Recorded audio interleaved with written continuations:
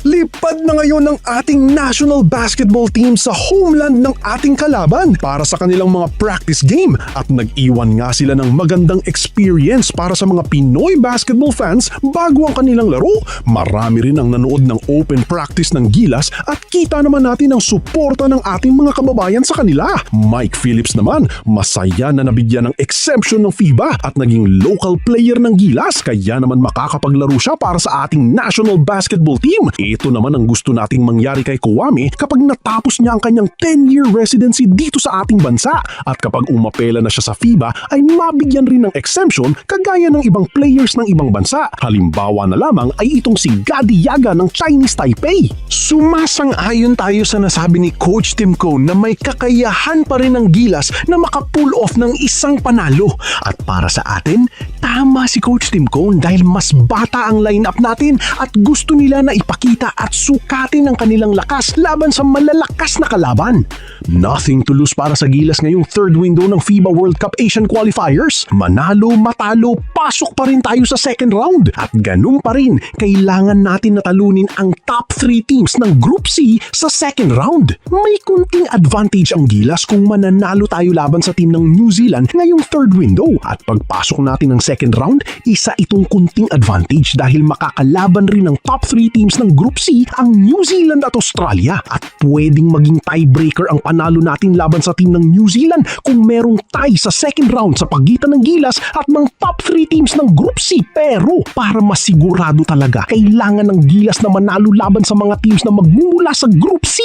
Ito ang pinakamagandang paraan para masigurado natin na tayo nga ay makakapasok sa FIBA World Cup 2027 sa Qatar. Magtitiwala tayo kina Balti at Mike Phillips sa magiging ambag nila sa loob ng paint dahil mas maliit man kina QMB at Kai Sotto ay may height pa rin ang mga ito na hindi nalalayo sa mga players ng kalaban na naglalaro sa 4 and 5 posisyon. Practice game na ang susunod para sa ating national basketball team at dalawang teams ng NBL New Zealand ang kanilang makakalaban, ang team ng Manawatu Jets at ang Franklin Bulls. May height at bilis ang dalawang teams na ito at para sa atin, masasabi talaga natin na masusubukan ng ating national basketball team sa kanilang practice game. Kai Sotto naman sa NBA.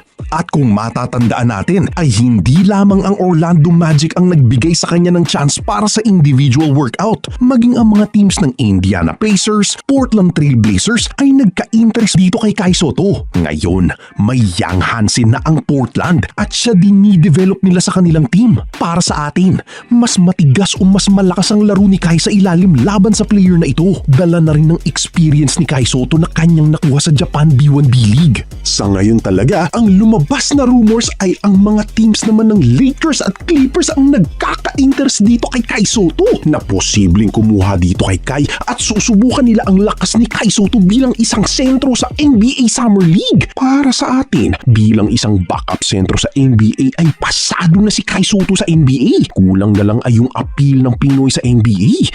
Aminin man natin o hindi, pagdating sa US, hindi ganun kalakas ang mga Pilipino. Isa pa rin ito sa factor na nakaka-apekto nga sa mga Pilipino sa USA sa kahit na ano pang larangan o trabaho na kanilang ginagawa. Gaya na lamang ni Aday Mara na medyo malaki ang pagkakahawig kay Kai Sotto, lalong-lalo na nung sumali si Kai sa NBA draft. Kung titignan natin yung height, bilis, ay halos parehas na parehas dito kay Aday Mara. Idagdag pa natin na maging ang kanilang soft touches sa loob ng paint, yung laro nila sa area na ito ay may pagkakatulad rin. Galing sa Spain si Aday Mara at lumalabas pa nga daw na isa siyang lottery pick ng NBA Draft 2026. Halos NBA Draft na nga rin at makikita natin ang mga bagong pitas sa draft na kapag nagkataon ay makakalaban ni Kai Sotto sa NBA Summer League. May mga rumors rin na lumalabas na baka may NBA contract na si Kai Sotto pero wala namang kumpirmasyon at pahayag ang kanyang kampo, lalo-lalo na itong si Kai Sotto na chill lang muna sa ngayon. At sigurado tayo, pagkatapos ng NBA Draft, dito lalabas ang mga mas kaabang-abang na update tungkol sa NBA Summer League stint ni Kai. Maganda nga kung merong contract si Kai sa NBA. Kahit exhibition 10 o two-way contract lamang ito ay masaya na tayo dahil masasabi natin NBA na talaga umabot si Kai. Maging si Kawamura, ang player ng Japan, ay sa NBA Summer League na muna maglalaro. At may katagalan na rin na palipat-lipat si Yuki Kawamura sa NBA, tapos NBA G League, tapos NBA Summer League. Pero kita naman natin, talaga namang hindi siya binibitawan ng NBA. Meron at meron pa rin kumukuha sa kanya na isang team sa NBA.